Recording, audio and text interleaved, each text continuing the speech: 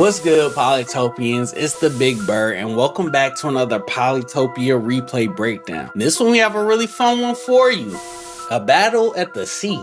So let's hop right into the game. On the east side of the map, we have myself, the Big Bird. And on the west side of the map, we have Kaptain Iglo in a Bardoor versus Bardoor. I see him with the clean Bardoor bear skin, and I do as well. He got the turquoise fit on though. You know, it's kind of clean though. So we're both expanding here. Standard opponent on a continent's map.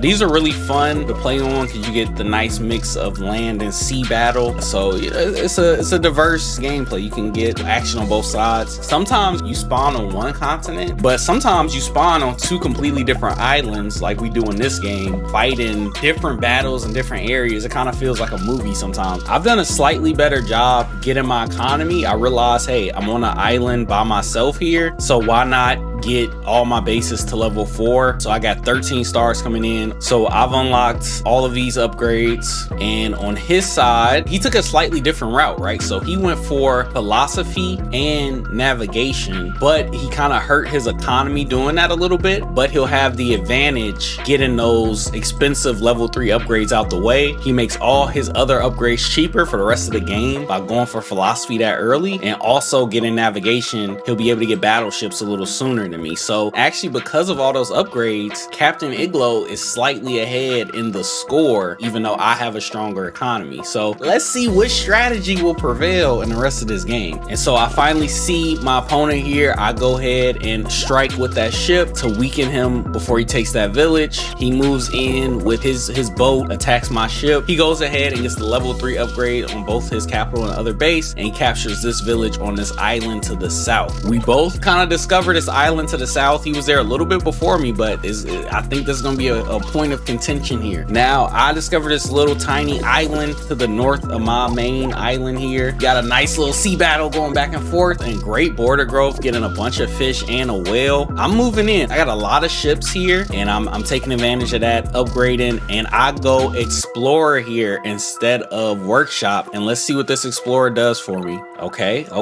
Decent scout on the explorer. I see his capital where he's at, and I realize he doesn't have any ports on this side, so I should be able to capture this other little pocket island over here. Then at this base to the south as well, I get another explorer. I got a full scout of his main island, and meanwhile, look at his vision. He knows absolutely nothing about what I'm doing over here. He doesn't know how many cities I have. He doesn't know what my army looks like. He doesn't know what upgrades I potentially have. He's out here playing blind, and I have a full scout of his army and his island. He's gonna go ahead and upgrade his capital. We're battling with these little boats and ships. I go ahead and move on this village to the north of his capital, and I go ahead and get climbing so I can take this ruin on the south island here that we're battling for right now. Get roads, connect all my cities on my main island, and we got a sea battle to the north here. Just boat battle. Meep, mop.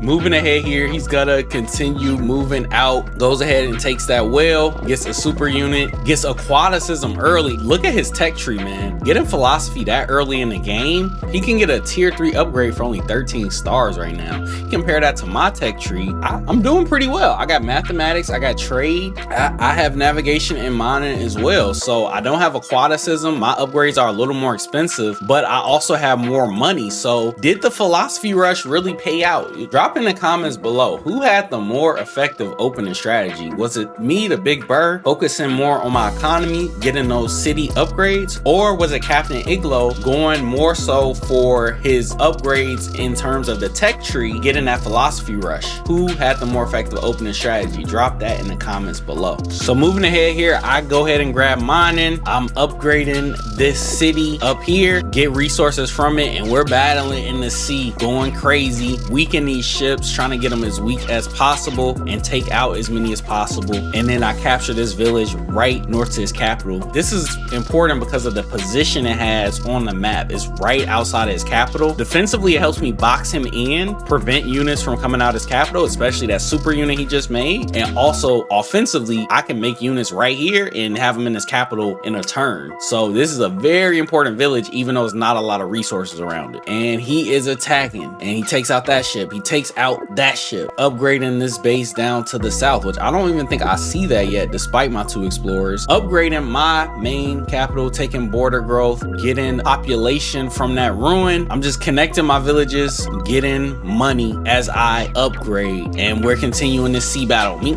ma, me, ma. Uh-oh, and now we have the first super unit battleship in the waters. Let's see how this plays out. So he's attacking, moving in, still being active with those boats. I realize there's some pressure on this village. Go ahead, take the upgrade, build a warrior, and I built 2 catapults. It's dumb to build a catapult right here. He can easily one-shot that with his big boy battleship, but I'm hoping he just shoots that, like, oh, free kill, and then I can hit him up over the head with this other catapult. And then I'm using these other units to block him off. So I'm using these ships to create a line so that way he doesn't go this way, because I don't want him attacking this city because it's really weak. Definitely don't want him pushing into this center of the map because I'm trying to take control of this South Island. I for sure don't want him to start pushing towards my capital, using these ships to steer him to attack this island. But being the savvy player he is, he wisely moves that ship, freeing up that port, and attacks the catapult. Great move there. He upgrades that ship, attacks down to the south. So at the start of this turn, I go ahead and grab strategy to get those big boy defenders, and I'm moving. I'm trying to control this sea and also prevent this battleship from going too crazy on me, and also defend down here to the south. So that's why I love these continents maps, because it's like we got 3 kind of different battles. We got the sea battle in the middle, we got the battle for this island to the south, and we got this battle to the north. So it's really fun on these continents maps. Going crazy, using that Tower of Wisdom monument, getting border growth, and he gets 2 whales from that, which is gonna help his economy out. And then he goes ahead and he gets another super unit. Meanwhile, on my end, I finally get on that ruin. I go ahead and take border growth and whaling, and I get 2 whales of my own. And then I get a super unit as well, get another catapult, and I go ahead, upgrade this city as well, take resources, get another defender, and look at how I'm strategically using these boats and ships to block in and limit the movement of this big boy battleship. Now he gets the swordsman out. He is starting to produce those on the South Island. That's going to be something for me to deal with here. I'm bringing in 31 stars per turn, and he is bringing in 23. So I still have a substantial lead in the economy, a slight lead in the score. I go ahead and get a battleship from that ruin. That is excellent for me, and we're boxing down here. I'm trying to weaken some of these defenders and build some more defenders of my own now that he has swordsman out. Get population growth to get a super unit on this island down to the south. And the reason why I'm doing that is because I'm like, he has a stronger navy right now, so I don't want him to concentrate his navy in one area. I want to split his attention. So getting this super unit down here, now I can put pressure on both of these cities down here to force him to split his attention instead of amassing one big navy in one place. And now, because I have that pirate ship from the ruin, and I had these 2 catapults, I'm sacrificing some of these smaller units to hopefully push this battleship and set another trap, so that way he feels confident enough to push into that area of the map. He is doing damage with that big boy battleship, moves that ship up, and he's gonna upgrade and get a city wall, and that was solely because he sees that super unit. Go ahead and connect those cities. I'm just focusing on building up here. I see he has control of the center. I need to build this navy, so that's what I'm doing in this little corner here. Now he's moving ahead with that battleship. I just took some HP off of that super unit, but I'm elated because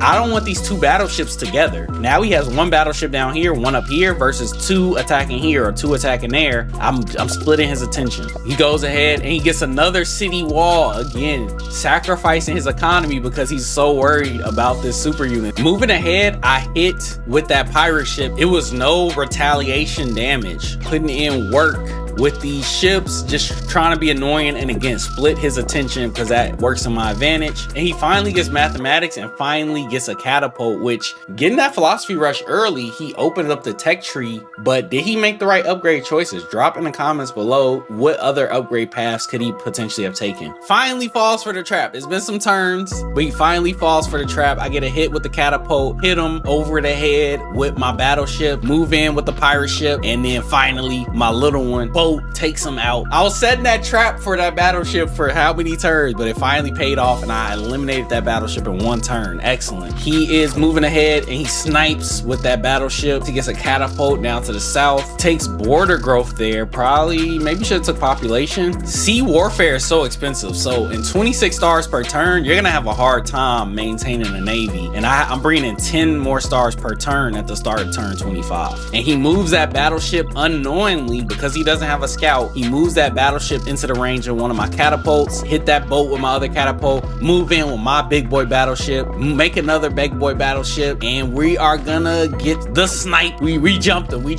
I go ahead and heal my super unit. I'm being aggressive with this big navy I've amassed in the shadows and just eliminating his ships one by one. He has some catapults, he has some boats, but that's pretty much it. Look at this line of ships right here. This is crazy. Plus I got the 2 catapults in the center as well to help protect them. And using those battleships to weaken, snipe both of his catapults with my battleships, and then take out those weakened boats using my units effectively here. And I finally get a quadicism because why not? And he wisely GG's at the end of that turn. So I think this game really shows you the importance of scouting, and this is something I've been adding more to my game recently. Those 2 explorers were probably the most important decisions I made in the game because they gave me the full scout. I saw everything he was doing. I saw what upgrades he was getting. I saw where his units were. I saw what his strategy was the entire game. And meanwhile, he had no idea what I was doing on my side of the map. He doesn't know how many upgrades. He doesn't know what tech I have. He couldn't see that army I was building to the south. He couldn't see the pirate ship I got to the north, where my catapults were. And he's just kind of playing blind essentially. And meanwhile, I know everything that's coming, and it allowed me to make better decisions than him later in the game. Definitely don't be afraid to get those explorers versus the workshop when it makes sense. Thanks for all the support on the other videos. I know the Mindbender video is going crazy right now, and a lot of people have been challenging me to 1v1s in the comments as well. I appreciate that. It's always fun to play against some of the subscribers on the channel. So here's my Polytopia alias. Add me. So catch me on Polytopia and in the next video.